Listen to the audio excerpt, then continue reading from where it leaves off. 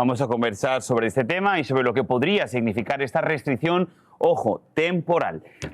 Nos acompaña el abogado constitucionalista, el señor Ángel Leal, al que recibimos con mucho gusto, como siempre. Señor Leal, buenas tardes, ¿cómo está? Buenas tardes. Muy bien, encantado de saludarles. Buenas tardes. Pues vamos a tratar de entender un poquito esta medida que definitivamente creo que vuelve otra vez a poner un poquito en jaque estas decisiones que está llevando el gobierno o la administración de Trump. Esta orden de restricción temporal, como decimos, temporal, no pretende impedir que el gobierno envíe más inmigrantes a Guantánamo en general, sino a estos 3 detenidos específicamente. ¿Qué nos puede decir sobre este caso? ¿Por qué estos 3 migrantes venezolanos? Porque son los que demandaron, porque en realidad tenían el temor de que por el perfil de ellos, que son venezolanos con sospechas de que tal vez estén, aunque no se haya demostrado todavía en ninguna corte, de que pueden estar vinculados con el Tren de Aragua, que ellos son candidatos para ser enviados a la base naval de Guantánamo. Para destacar que en una entrevista reciente, la secretaria del Departamento de Seguridad Nacional, Kristi Noem, en una cadena de habla inglés, destacó que posiblemente puedan mandar inclusive personas no convictas de delitos de violencia. Así que en realidad, en base al temor que lo pudieran enviar y por preocupaciones de acceso a representación legal y acceso a proceso legal, es que el juez emite esta orden de restricción temporal. Por ahora es temporal y solamente involucra a estos 3 migrantes detenidos. Pero, ¿qué sucedería entonces si llega a ser una demanda colectiva? Si se unen más personas o entablan más demandas, pudiera ser ya de manera permanente y tienen que, pues incluso posiblemente enviar de vuelta a Estados Unidos las personas que ya llegaron hasta la bahía de Guantánamo. Es posible. Tenemos que una demanda de esa envergadura, que sea como una especie de demanda colectiva, tendría que ser en una corte federal. No descarto que ocurra con esta misma demanda de Nuevo México, aunque ya esa comenzó en representación de estas tres personas en particular. Pero aquí hay varias preocupaciones, Andrea. Primero, acceso a proceso legal. O sea, van a tener acceso a una corte de inmigración, asumiendo que sean candidatos a una deportación expedita, ok, van a tener acceso a una entrevista de miedo creíble o de temor razonable, van a tener acceso a representación legal, cómo se comunicarán con sus abogados. Hay preocupación también de que pudiera haber violaciones de derechos humanos, eso se ha alegado anteriormente referente a la base naval de Guantánamo.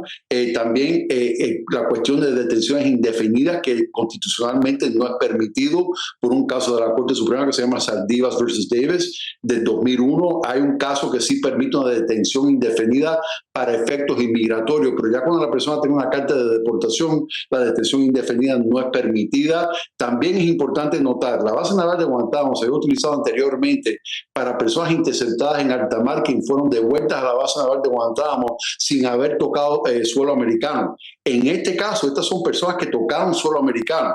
Es decir, que ellos tienen ciertos derechos constitucionales como acceso a representación, debido al proceso legal, que se les tiene que respetar. Así que el temor es que mandarlos a la base naval de Guantánamo, en efecto, constituye mandarlos a un vacío legal, un vacío negro legal.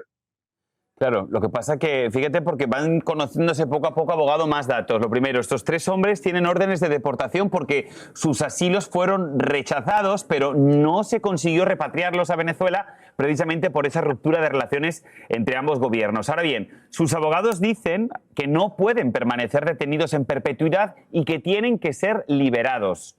¿Qué es lo que dice la ley al respecto? Y otra cosa, ¿tienen antecedentes criminales estos 3 venezolanos? ¿Se sabe algo sobre ese tema?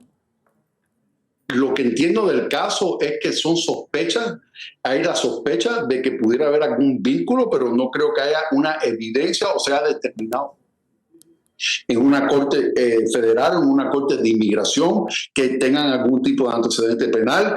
Es lo primero. Y a su pregunta, sí, hay un caso muy importante del 2001, Saldivas versus Davis, de la Corte Suprema, que dice que ya en caso de que exista esa orden de deportación, una detención indefinida es inconstitucional.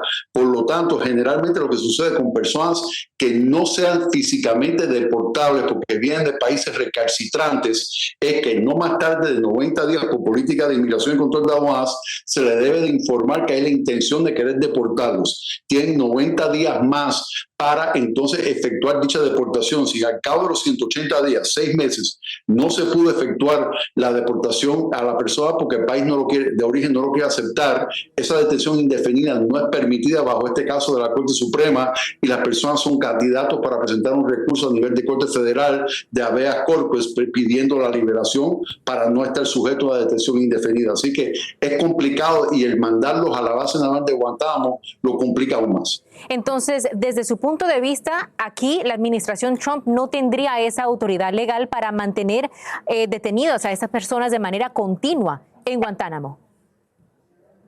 Personas con órdenes finales de deportación, no, a no ser que cambie el precedente legal de la Corte Suprema, que tampoco lo podemos descartar.